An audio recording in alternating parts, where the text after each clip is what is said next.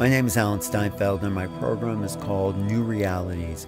Each week, I go deep into the understanding of how we can start to change the planet, how new ideas can be presented to the world to unfold a greater civilization. Welcome back to New Realities. I'm Alan Steinfeld, and this program is about the exploration of consciousness. And for me, my interest is how are we interfacing with this bigger phenomena that seems to be appearing in our world. I mean, it's been here a long time, but the UFO, UAP phenomena is really pressing down of an awareness on our consciousness. And that's why I'm so happy to be talking to Carolyn Brouillard. I found her on Substack at the coming Galactic age. And I thought the essays and insights and blogs were so insightful that here's someone who understood the phenomena in a way that I appreciate and was thinking about it intelligently. So welcome, Carolyn, to this. Thank you. So happy to be here. And the other thing is that you also have this understanding of consciousness and this evolution. So my first question is, how do you think, and I don't know who has the answer, how consciousness, the evolution of consciousness is really connected to the UFO phenomenon? What's your thoughts about that?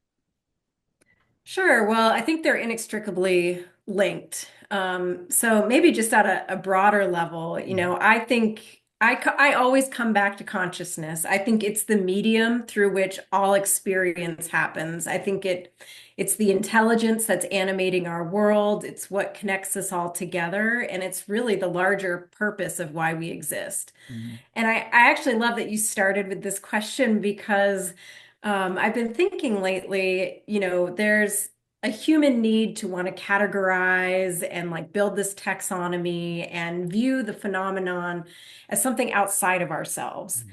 But when we step back through the largest lens of consciousness, it's like we are all part of this grand web, this perception. So, what we call non-human intelligence, in my mind, is just another fractal of source consciousness that's chosen a different kind of experience. You and I are Mhm. here as humans. We're having a human experience. That's the perception that we've chosen. Yeah. They're another form of consciousness that's chosen a perception to be Palladian, for example, Mhm. or interdimensional, or from Mhm. Orion. So it really takes us out of the us and them and Right. focuses more on the relationship, which to me is what contact and disclosure is all about. But how do you do? I mean, it's a sort of medium, but how do you? I mean, I've heard hundreds of definitions of consciousness. How would you define it from your point of view?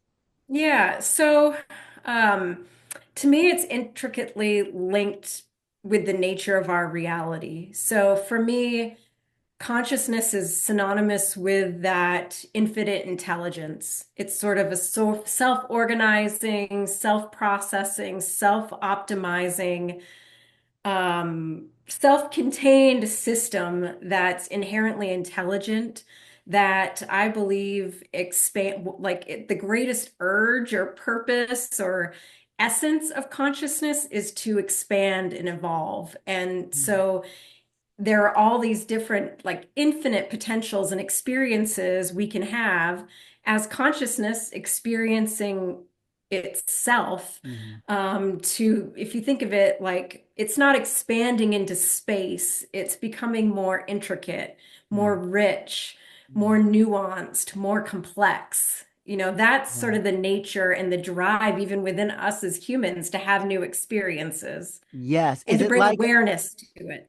Is it like a medium, like water is a medium for like fish? Would you say that we're immersed in this consciousness field?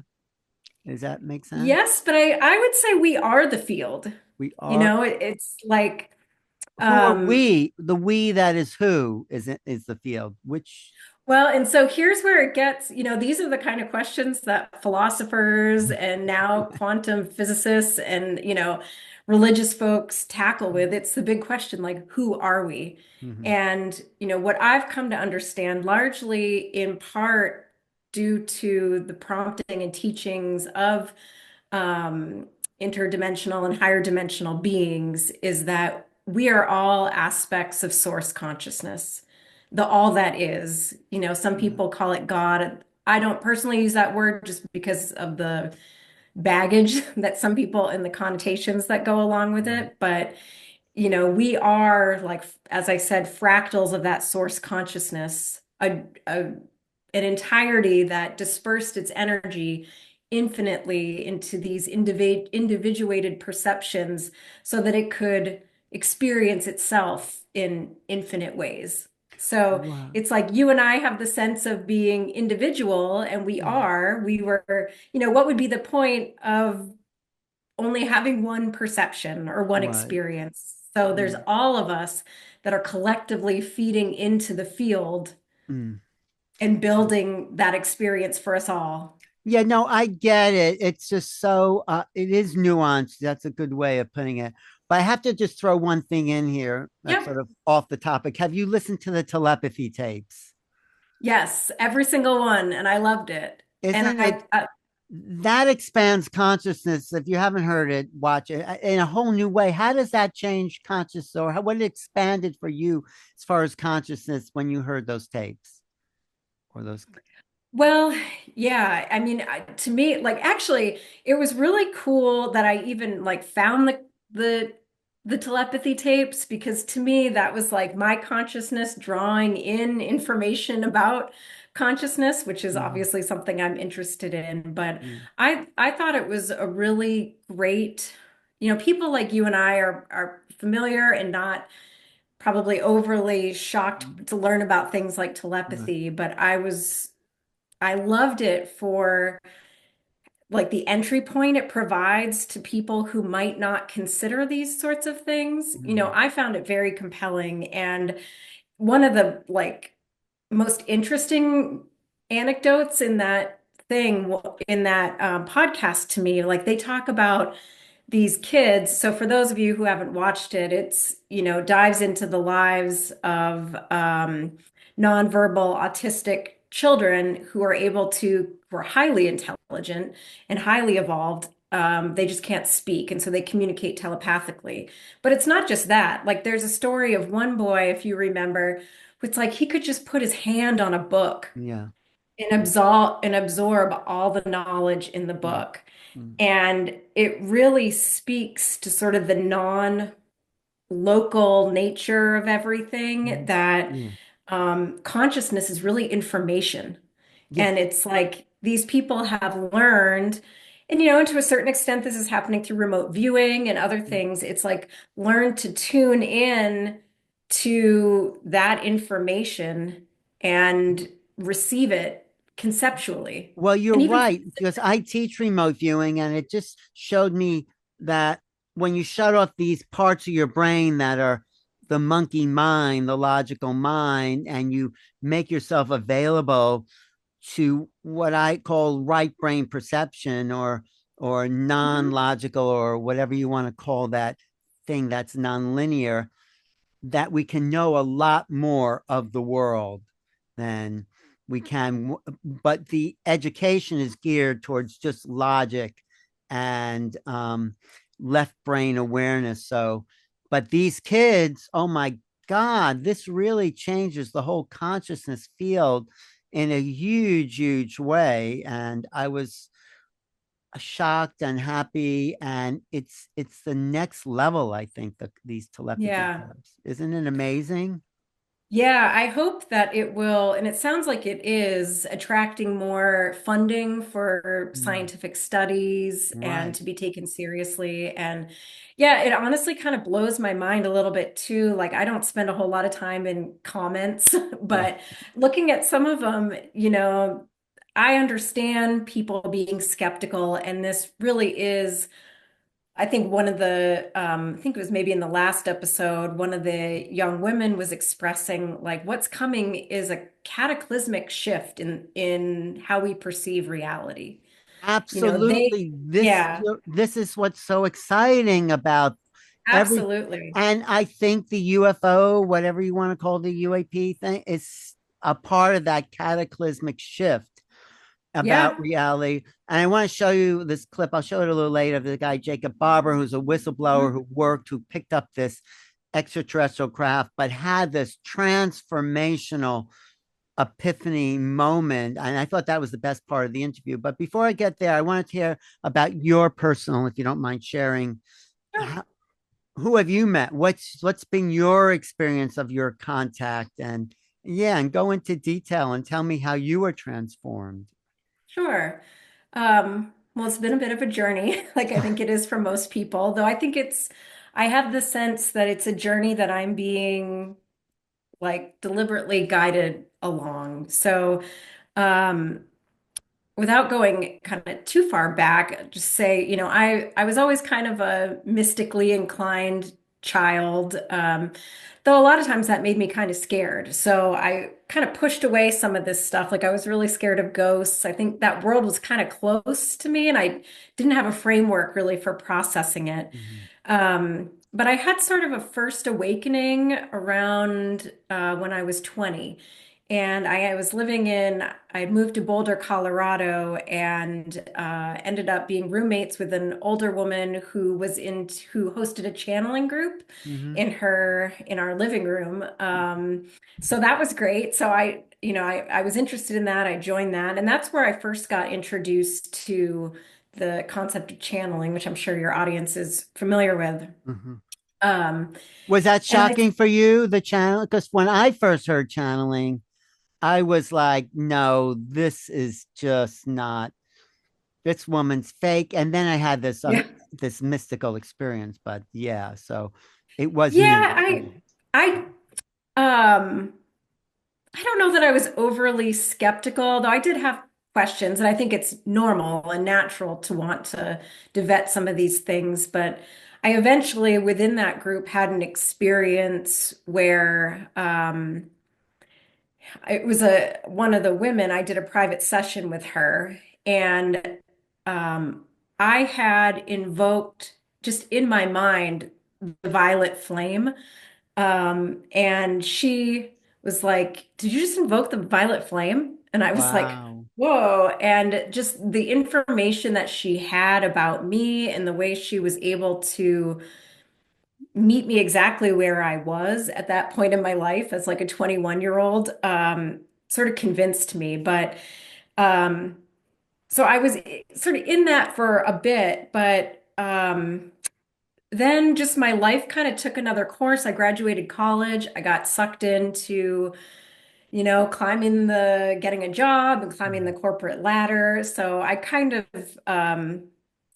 you know, somewhat, um, I called my 30s sort of my lost decade. I don't really mean that all Right. things serve us. And I'm finding now how some of those skills that I developed, in my corporate life are useful to me now. But anyway, I reached a point around my 40th birthday where it was like I had the great job and the great potential. I was married. I had the big house, the dog, plenty of money, all the stuff. But I just didn't feel the way I thought I was going to feel. I just wasn't happy. There was just Wow. this sense of something missing. That's such a common story for It people who have is. bought the American dream and you have everything and well, I never took that path because I already grew up with that. I grew up with the Yeah. big house and the dog, and Yep. it's like I don't want to do that again. I want to do something unknown. But anyway, you were totally decided. So how do you unravel from that? I mean, and whatever, you don't have to get too personal, but Yeah, well, it took a while, but it's this is one of those things where like a book came into my awareness, and then eventually oh, what book so I was started that? reading. What book? I'm curious. It was Light is the New Black. It was a Rebecca Campbell. Oh. It was all about kind of finding your light and Mm, finding your passion and reawakening your dreams. mm, And, I had to go back. It's like when I was younger, I wanted to be a writer. And I was like, hey, where did that go? And, right. and I did write in my professional life, but, like regulatory filings, like not Right. quite the same. But uh, I ended up coming across this woman who was fairly new in her channeling. She was like an accountant, and I was in Minnesota at the time. She was in Wisconsin, and she channeled a group of interdimensional beings. And What were they called? Because I always track channels because I'm yeah, they're referred to as the collective. I don't oh, know that she's I think I've heard of active them. at the moment, I think I've completely. heard of them though. I think It maybe. could be. Yeah. But anyway, She that probably wouldn't mind me saying it's this woman. Her name's Kelly Thebo, and she channels mm, the I collective. don't know And her. yeah, not many people know about her, which was actually great at the time, because she offered one-on-one sessions, and her specialty was small group mentoring. So she did classes that were limited to like 10 or 12 people. So, it was all based on personal transformation. So, Mhm. under their guidance, so to speak, as well as my own introspection, I just started asking really big questions of myself, and they started sharing. They teach us about the physics principles that rule this plane of existence, as they like to say. And, because they exist at that higher dimension, they could see everything about me. Mm. And so it was so transformational to be working with people from that love. And I refer to them just kind of as people, I don't, Right, right. our vocabulary isn't No, no, I probably know all there exactly for what you that. mean. They're Yeah. entities, beings, whatever you want to call Yeah. them. Yeah. But so anyway, like I was doing this intense personal growth work, getting into all the shadows and all the stuff and learning so much. And it didn't take long for me to also turn the questioning to them of like, okay, who am I talking to exactly? And Right. like, what is your world like? And how is this happening? And they were pretty forthcoming about that. But that really excited my interest um, in extraterrestrials, in the phenomenon, in having my own experience Mm. of something that would expand my consciousness And you in a did, way that, right? And you did. yeah, So what happened? What was that yes. experience? So the first real personal one was it was actually the day before I was set to head out on a road trip. And on this road trip, I was planning to go to all these kind of hot spots Mhm. and stuff. And I had just said goodbye to my parents and was had gotten to where I was staying. And before I left on the road trip, I get out of the car, close the door, look up, and there's like this giant morphing light in the Wow. sky. And it's like, I just recognized it immediately. It's in part because, having been living there over this lake, I know what the like puddle jumper planes sounded like, and they were super loud and what they Mhm. looked like. And this wasn't that at all. It was like pulsing, like bright pink and yellow and morphing, and it was slow and just kind of hovering there. Mhm. And it kind of like I didn't fully get it till well, so let me finish this. So I was so excited, and I watched it and I filmed a little bit of it, and I ran outside or ran inside to not disturb the neighbors while I like jumped for joy because Mhm. I had been wanting an experience like this for so long. And then I went back to the window, and so I watched it just kind of like disappear and like Mhm. pop out. And then another one showed up, or the same one, I don't know, and did the same thing like right after that. And Wow, so that's it was, fantastic. yeah, And it was a and power. no, it was a powerful but moment, but right before you're going to take off on your journey. And that I think was part of the lesson for me Oh. because I had been thinking that like I needed to go to certain hot spots like Crater Lake and Sedona and what was it, Mhm. Devil's Mountain. I thought that I needed to be in a specific place for these Mhm. experiences to happen. And that it just happened at home, I think was a really important way to send me a message of like, go on your trip, go have experiences, we'll be there, but like don't give your power, it's not Uh-huh. about where you are. It's about the connection that we have. Like you can be anywhere. And I've been some of my best sightings, I was in Portugal, and Uh-huh. it's like, and I've had sightings in California and in where I live in Tennessee, Mm. in Sedona. It's like So can you call it's them everywhere. in? Can you like kind of like be like a psionic caller in of these vehicles? I certainly have. Uh-huh. And there was a period where like I bought night vision goggles and I was doing this like every night almost. Mm. And especially when I was in Hawaii and the nights were warm and I could Mm. just like lie out there Yes. and so I had a good record also of giving people their first sighting Oh. experiences because it was pretty reliable for a while. It was Mm. like boom, there they are. What And year was that first sighting around? 2020, Was that in Minnesota? Oh no. that was in Massachusetts. Oh, Massachusetts. Well, that is a big area. New England in general is a big area Yeah. for sightings. Oh, And this was right outside my house. Yeah. And wow, wonderful. um And but do you get down when you're seeing a craft? Are you feeling you're in telepathic communication with the beings inside, or is it just like, oh, there it is? sometimes, like, I know you spend a lot of time in Sedona. I feel like you can go to Sedona and just like watch the cosmic highway, Mhm. just like see things cruising. Yeah. But the most meaningful contact experiences that I've had have made themselves obvious that it was just for me.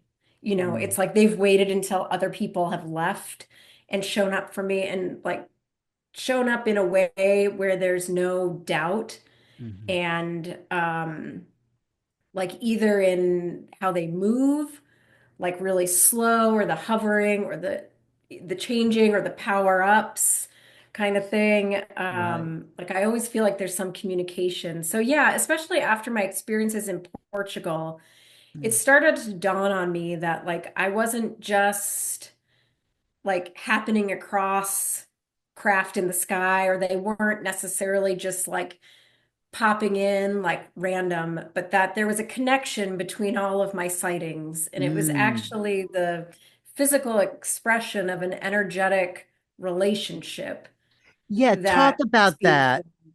a little bit. So something in you is sort of emanating a calling or something. I mean, is that what's going on? Yeah, so I believe that we all have a frequential signature.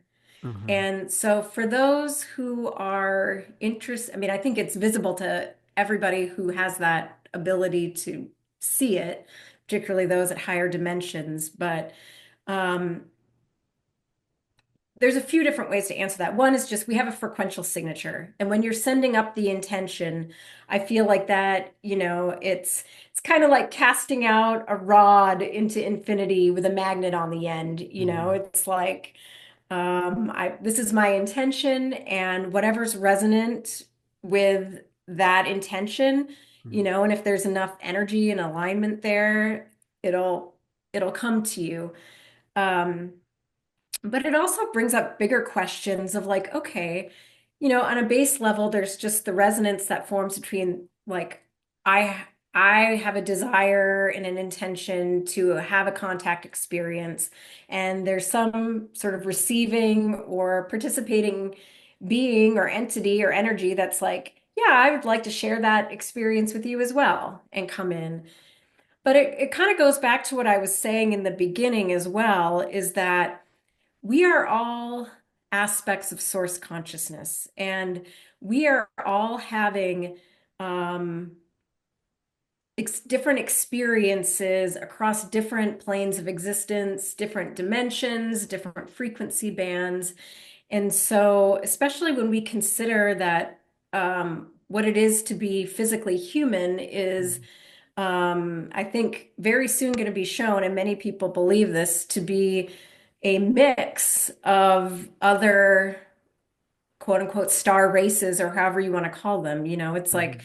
we have the DNA of the Right. beings that, gave rise to this experiment. And what I like to mention to people is again, we tend to fall into this us them, Hmm. but being all time, all space, we are the seeders. Many of us were here from the beginning. We created this for ourselves, and so I have no doubt that, like, you have an incarnation or experience as a Palladian, as an Mm. Arcturian, in the Orion systems. And so we share that DNA. And these relationships exist beyond the veil. So, Right. that's where I think that term like star family comes in. And while I don't necessarily resonate with that term, I very much resonate with the concept behind it, which is that we have family, relationships, friends, um, bonds with beings that are just having a different experience. And we may know them from our time in the Pleiades, or Yeah. in the Arcturians. And so there's a bond there, there's a quantum entanglement that's happening in contact where it's like that relationship is likely already established, and Right. we're just bringing it into our awareness and with enough energy that it shows up in physical reality.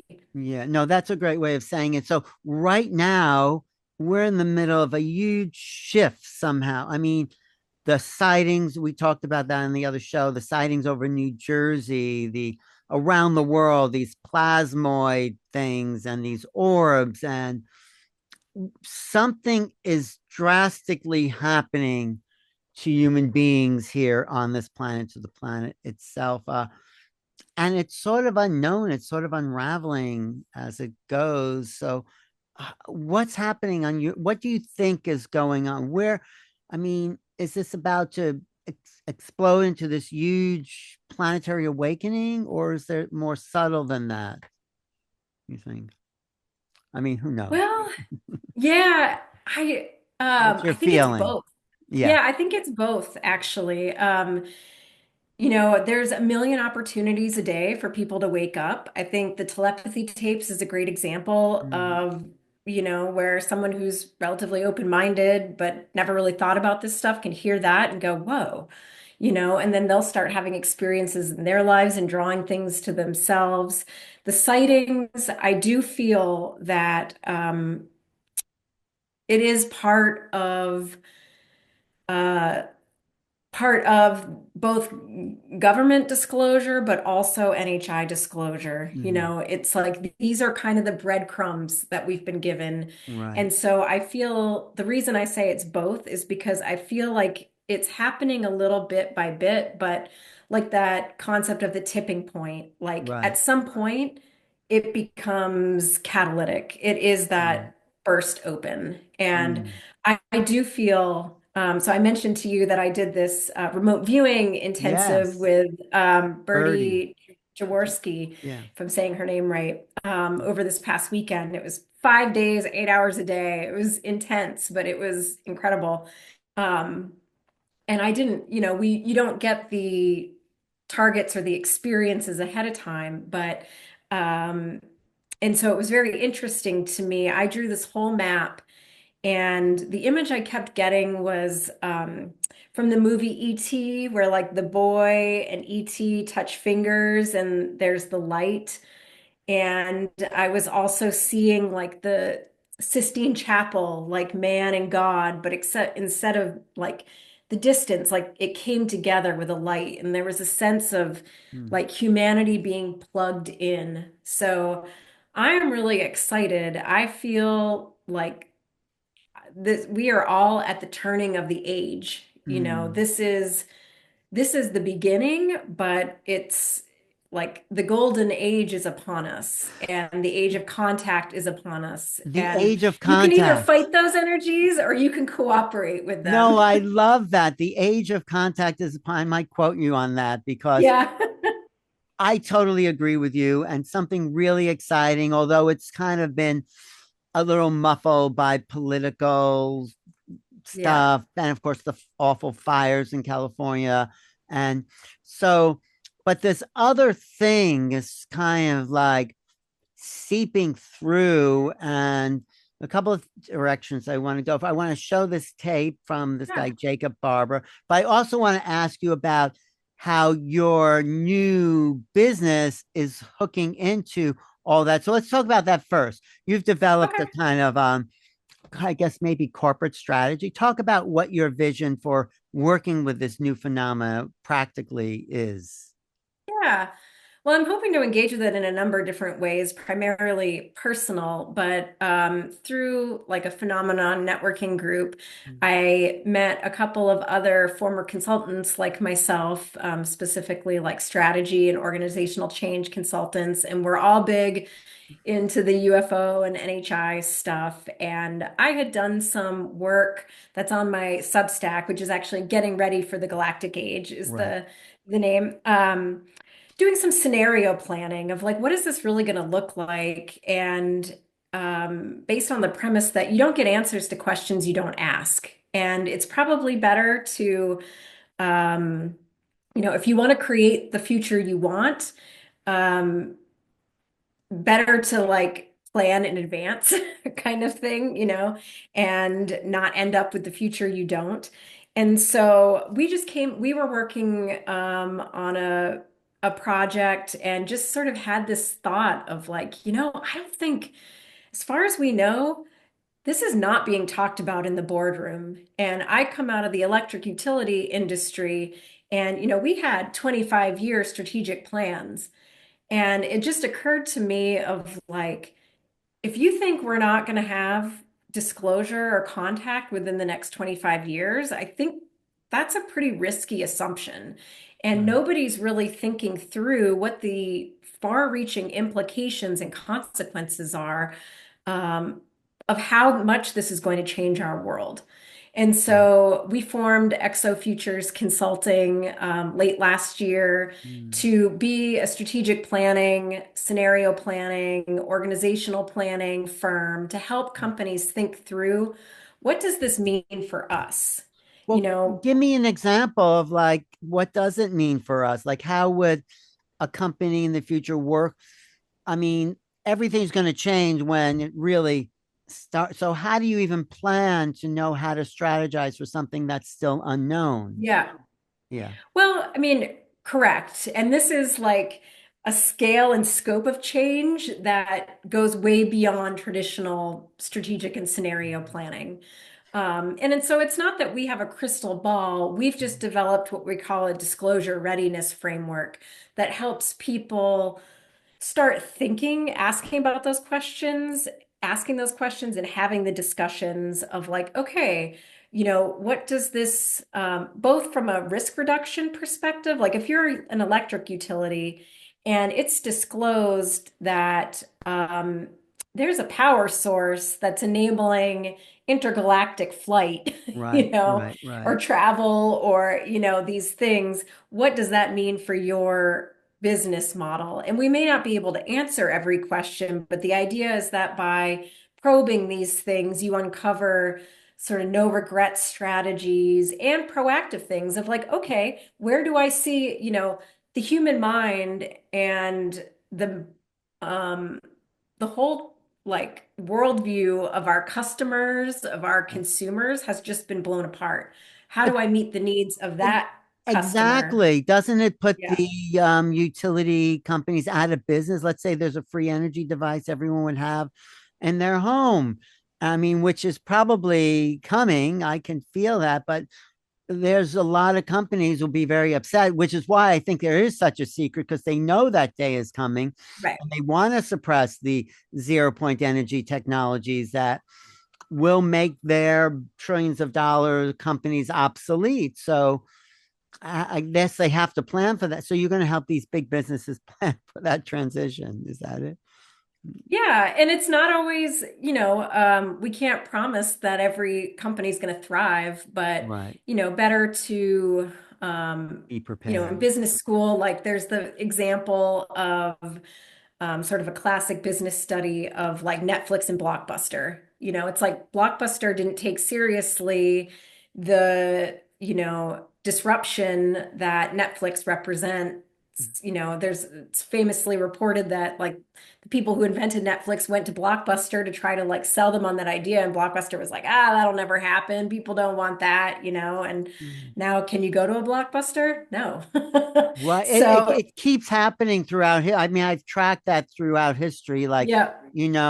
what's his name who invented the steam engine went to Napoleon and said, I can make your ships travel upstream, and all you have to do is light a fire under the deck. And he said, I have no time for that nonsense. And Yeah. so there's lots of case studies. So the thing is, what's coming now that we still think is not possible that will make our technologies obsolete? I mean, what do you see exo consciously?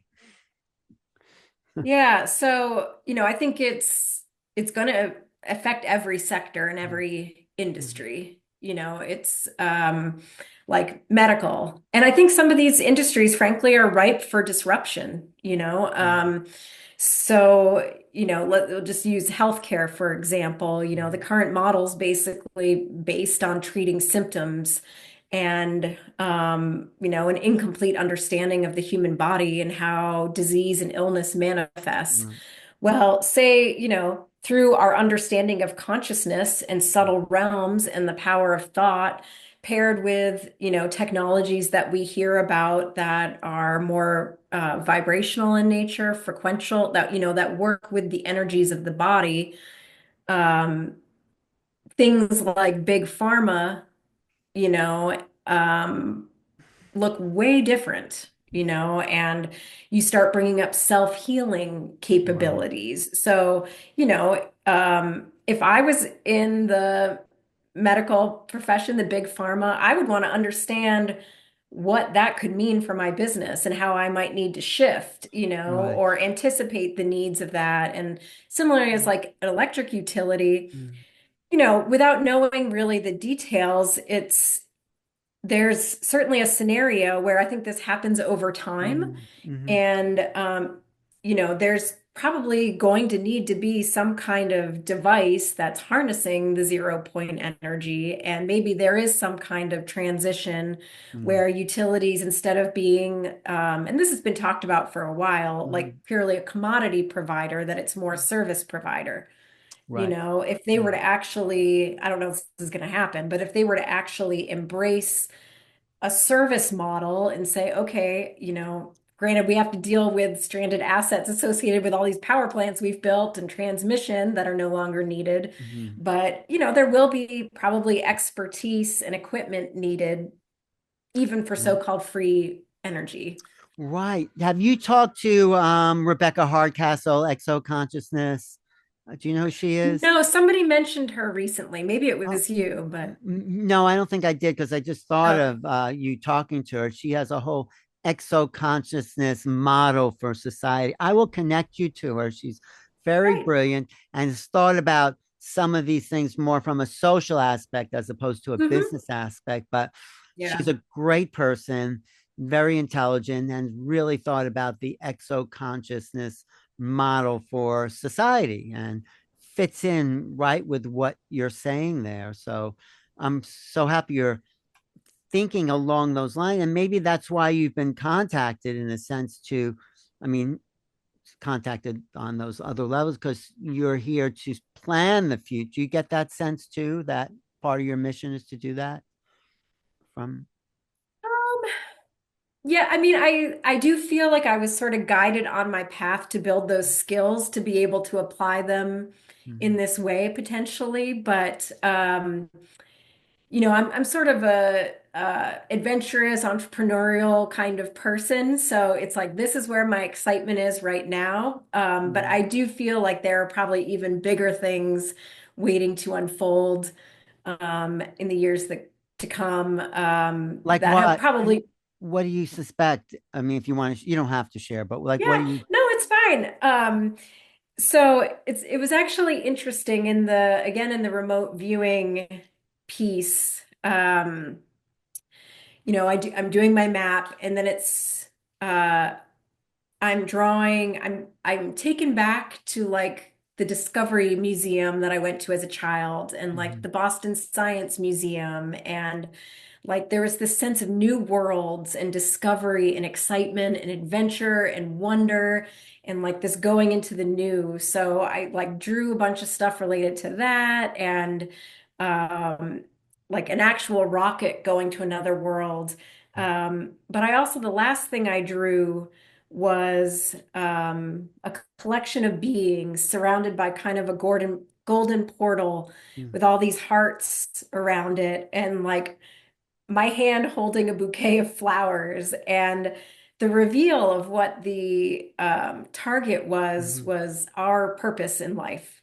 And Oh, it wasn't an so, actual thing, the target. It was more like a in yeah, part of what Birdie does, and I love this approach because it's really resonant with the kind of information that I want Mhm. to draw from the Mhm. field, is like more meaning and concepts. I mean, she does the like, what's this picture, of Mhm. an elephant Right. balancing on a ball kind of But thing.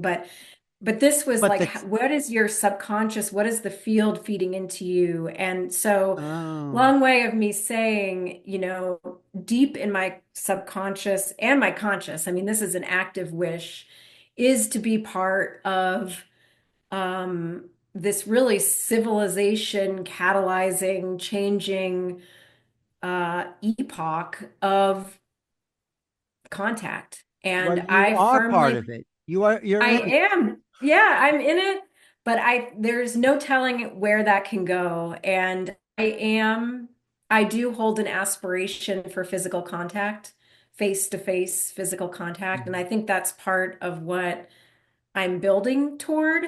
These, whether we call it remote viewing or channeling or this Mhm. kind of Mhm. connection, I'm building a familiarity with their energy, you know? Right. So, Yes. What were you going to say? Sorry. You were. well, it's just, I don't think we'll cover it in probably the clip that Oh. you're going to talk about, but Oh, like some people do talk, like Jake Barber, about how he was injured, yeah. presumably by this exposure to this craft, though it's Mhm.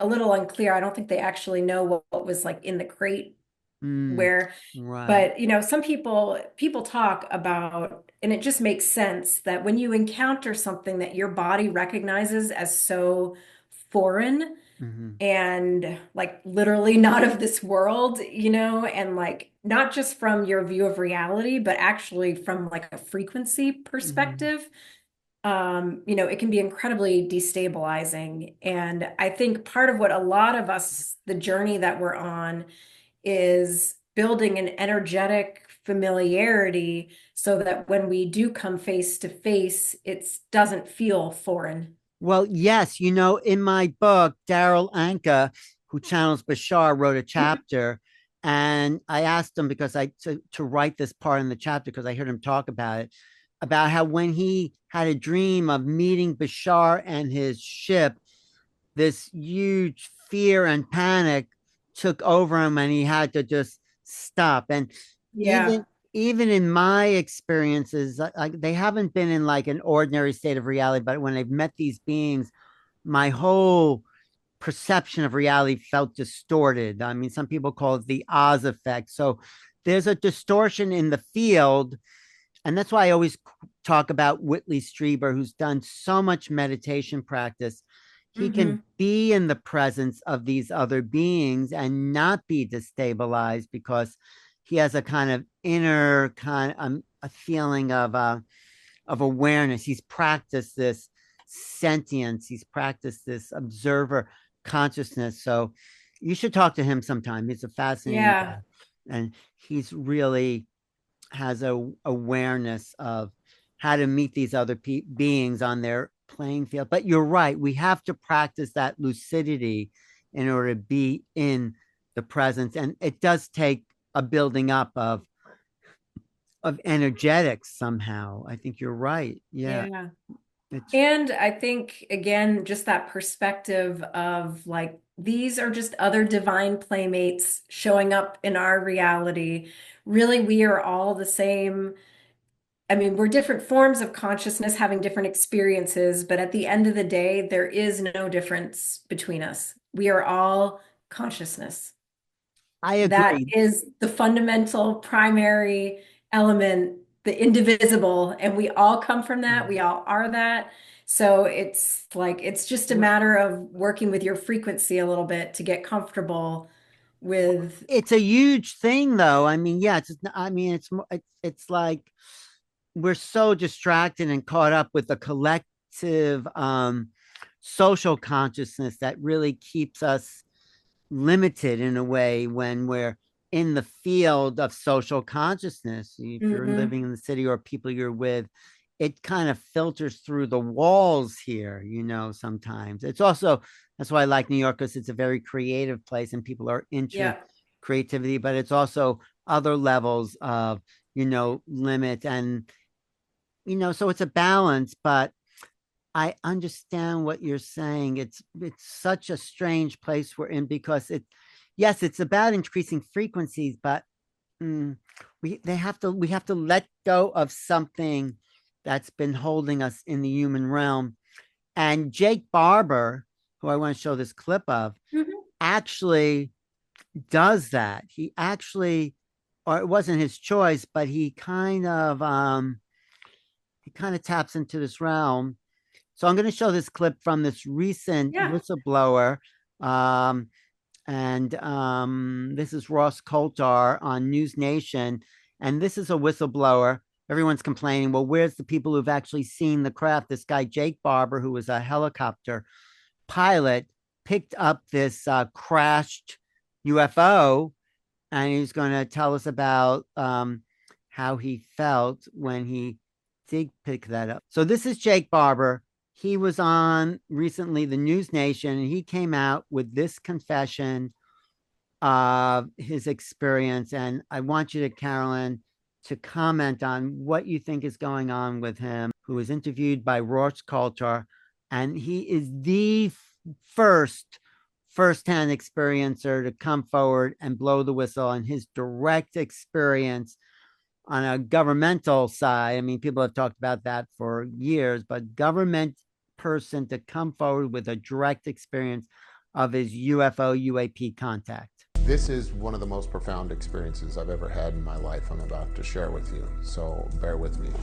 So as I get closer to this pick site, I start feeling odd. I start feeling extremely emotional. I feel this intense hybrid of sadness and happiness and beauty and song. He is approaching this craft and he's a regular, normal guy. He doesn't think about these things and he's just full of emotion. Why does that happen sometime when you're in the contact with these beings, you think? I think there's something profoundly moving about experiencing something that feels both like so foreign and familiar. Like I can only describe, I don't mean he's the expert on his experience, but I think it's really common for people to feel a sense of like awe and homecoming. Honestly, it's like Right. something that it's partly why, yeah, I cry a lot too, because it's just sort of this remembering and this homecoming and the experience of something that is dwelling or emitting higher frequencies, that is a field of love, I think. Wow. And You've had that same experience, huh?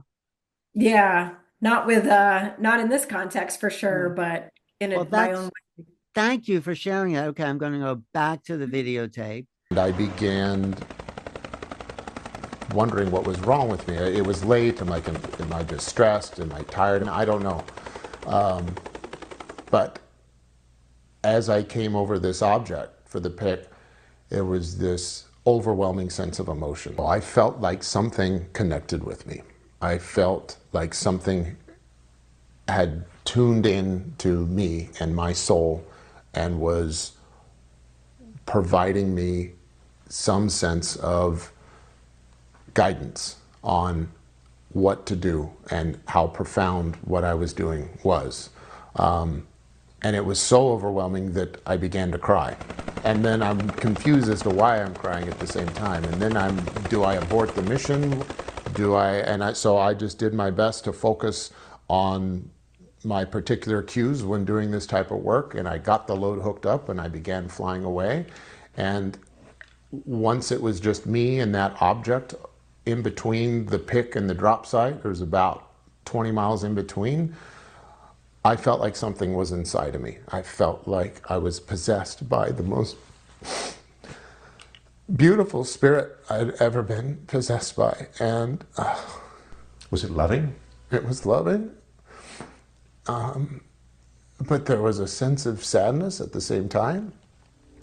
And no, it was a very feminine energy, I'll tell you that. It felt like the spirit of God, but not in any masculine sense. And it wasn't like a soul, it was like a frequency that I was connected with. And whatever that force was since that night, it has stayed with me. And as crazy as this sounds, it's what's guiding me now. And it's what's providing protection for me. It's changed your life. It's changed my life. Wow, I think that's so intense. That is the most intense kind of testimony by someone inside the government I've ever heard. Isn't it amazing? I actually gasped when I was watching that, because I was like, wow, this is really happening, that somebody is sharing their personal experience with the phenomenon on, pretty much mainstream news. And and that it was the way he framed it honestly and personally too, about what it meant to him. And I think a lot of people can identify, I've had that direct experience multiple times, and I think a lot of people have, and if they haven't, it's coming, where it really is that sense of being awashed in a love that is sadly not very present on earth. He called it, I think, the spirit of God. And so now it's like, it's part of my practice in communicating with them, and how I know that these beings are with me, because I feel the energy in my body. And at a low level, it kind of feels like shivers without being cold. It's just like this gentle permeating, but I mean, I really resonate to what he said. It's hard to put words to it, but there's just sort of a knowing and a comfort and a closeness. And yeah, just that sense of like coming home to yourself, but coming home to the larger reality. Some of what people describe through near-death experiences when they're on the other side of the veil. And I think it's a glimpse into the true nature of reality. Again,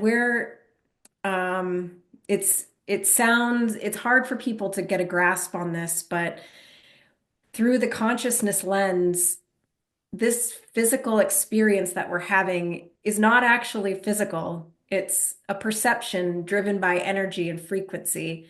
And we've set up kind of rules of the game so that we can have this experience. It's the experience that we wanted to have.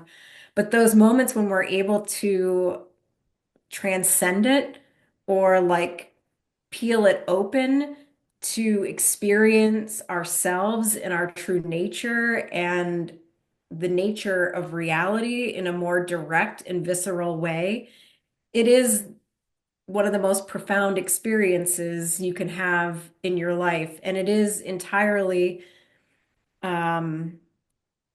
it's just this, it's a physical sensation, but it's also just like this energetic hug where everything, like, even if just for a moment, everything makes sense, and you belong, and there's meaning, and But how did you it's not all in vain. how did you bring those things on, or do they just happen, or do you do something to get into that state where you can make that connection to your soul? The first couple times it just sort of happened. And it did happen, if I'm remembering correctly, more in the context of channeling, like receiving information through another channel, but being, connected, directed. And it was like, when it was kind of their way of saying, like, we love you kind of thing. A notable experience was I went to a conference with Cryon, channeled by Lee Carroll Yeah. this past summer, and Cryon guided us on a meditation that was connecting us to our original self, or what some people call higher self. And again, I think we're sort of conditioned to think of ourselves as these like lowly little beings, like lost in this planet. But this meditation, through it, it's like I observed myself as my higher self. And it was like and the energy of it, to connect to the energy of that magnitude, to understand myself as the energy that's behind, like, however many incarnations, that's holding together the physical world that I see in the room around me, that's existed across time, across space, and all different things. And all for the sake of contributing to the expansion and the exploration of potential and of consciousness. It almost knocked me out of my chair. And I did start crying because it was loving, but it's like, it wasn't like that. That's not even really the right word. It was just like an experience of all that is, Mm, of like, yeah, of reaching beyond the veil and like grasping. I have these moments sometimes where it's like I see that I understand from the perspective of that intelligence that assembling everything in my life, that the things that look like random, linear cause and effect things are actually not. They're all assembled through consciousness to my awareness in a given moment. right. And it's, you had asked me earlier sort of how that transformed my life, completely changed the way I live my life, because it's like knowing that consciousness is how everything materializes in my world means that I can divorce myself from notions like I have to work to make money. I mean, I Right. do some of those things when it's my joy to do that, but it's like in the moment, it'll all be there. Like you send out your intention, the waves, and you receive, what's an energetic match to that. And so it's why I'm not saying I never have moments of fear. I do go through some of that stuff, but it's like you start to realize that you never have to worry. And I'll just say, I, I don't want to speak for Jake. I cannot speak for Jake, but sometimes where the sadness comes in, that where I've experienced is, um, you realize how much of your life you've given away to worry, and to worry about things like time and money and pleasing other people and being accepted. And so I mean, you have to work through it. It's all part of the journey of where you got there. But yeah, some of the sadness is just like, look what I've been missing out on. And so, like those people leaving critical comments, skeptical comments in the telepathy tapes, it's like, I feel bad for you. Look at how small your world is.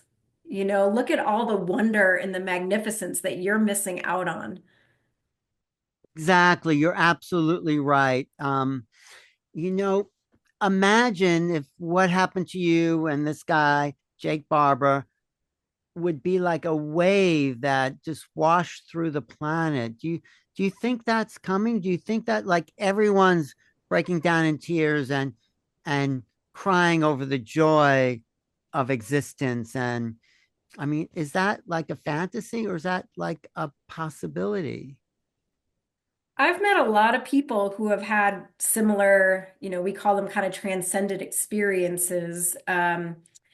I do think it's coming, and that's part of why I loved that News Nation and that they included that clip because he just seeded that potential for the millions of people who will watch that. Right. For people who have either experienced it, it sort of awakens that memory for them, but it also just gave people an idea of what's possible. And so I think that's part of how this works. And again, how this becomes a momentum that reaches a tipping point where, there will always be some people who are just like, who'd rather die than like literally would rather die and will probably before accepting this new reality.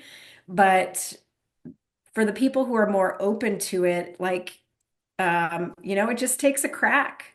It just takes a little Right. seed. And it's such a joyous time. I mean, people rather hold on to their old beliefs than walk into this world of miracles and magic and higher consciousness and greater technologies and mm, all these things that people get attached to. And Yeah. I'm not saying this is what it's about, but the LA fires, that's a lot of letting go when you have everything, and Yeah.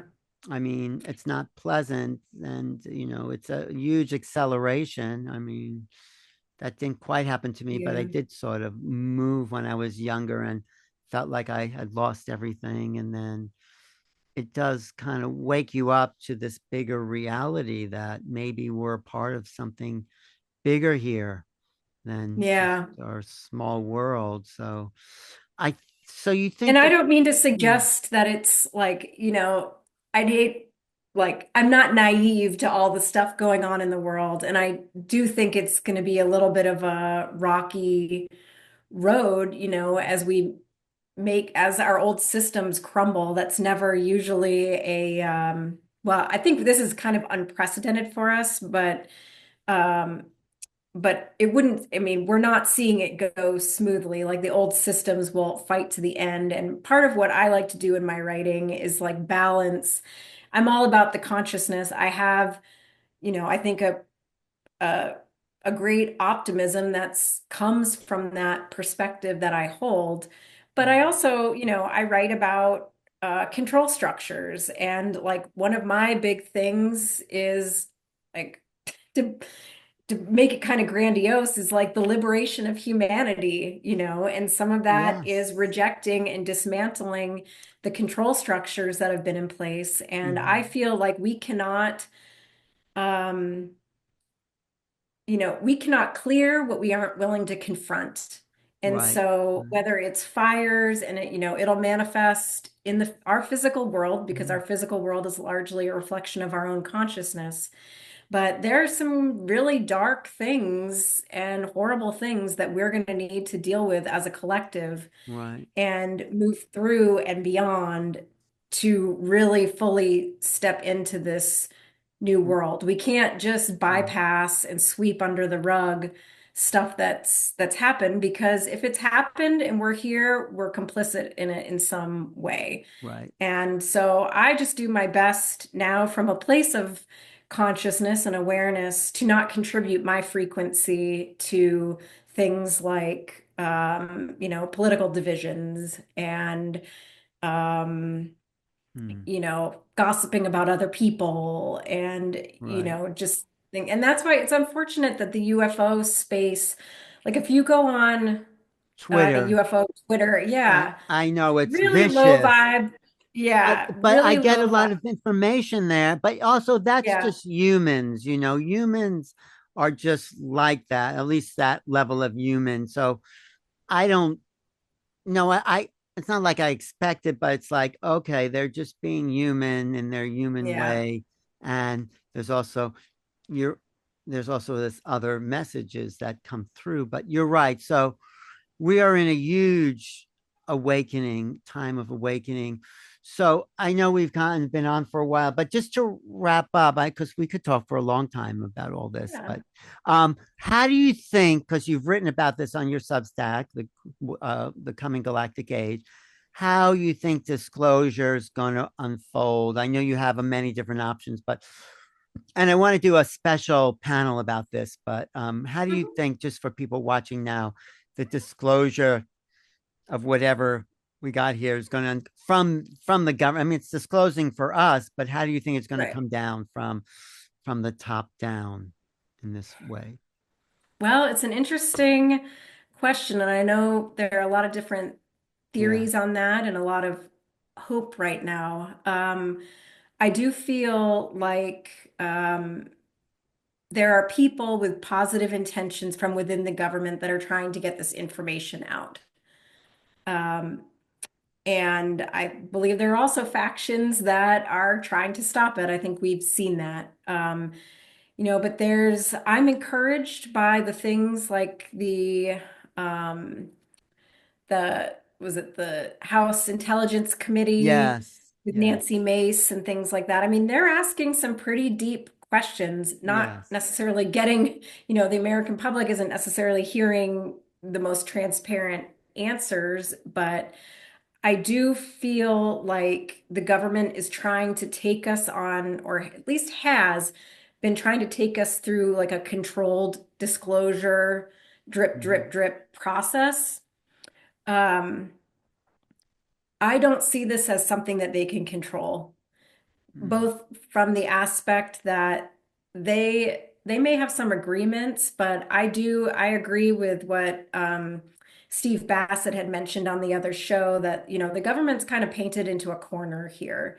Mhm. There's they have some agency in this, but not all. So it's a big question, I think, what now President Trump is going to do. I do believe I think people have said he's been briefed. I do think, even though he hasn't been very forthcoming at this point, I do feel like he has information.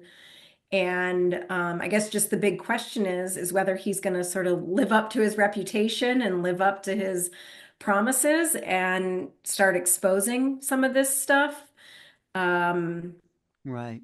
No, I know there's or, no answer, or it just, yeah, but I the think current no. path is not sustainable though. So I do Right. feel like um, within the next 4 years and potentially sooner, there's a lot of stuff that needs to come out. So it's like, how does this fit in? If to the extent there is a big plan, how does this fit in?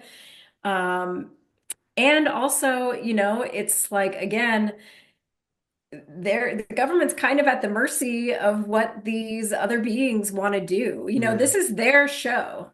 Um, and so Yeah. that's why it's interesting, and I do follow the government stuff, but it's like you know, this is a profound moment for humanity and these other civilizations. And I hope and I get the sense that they're not gonna do the bidding or bend the knee to the government. It's like they'll hopefully approach us in a way that we all can have a personal experience of it, or many of Well, us. I think you're right. And I think that is what's happening. This is what the sightings in New Jersey, the drones, people are Hmm. having a personal experience. So I think what you're saying stimulates for me is that it's a people's movement. It's up to Yeah, us.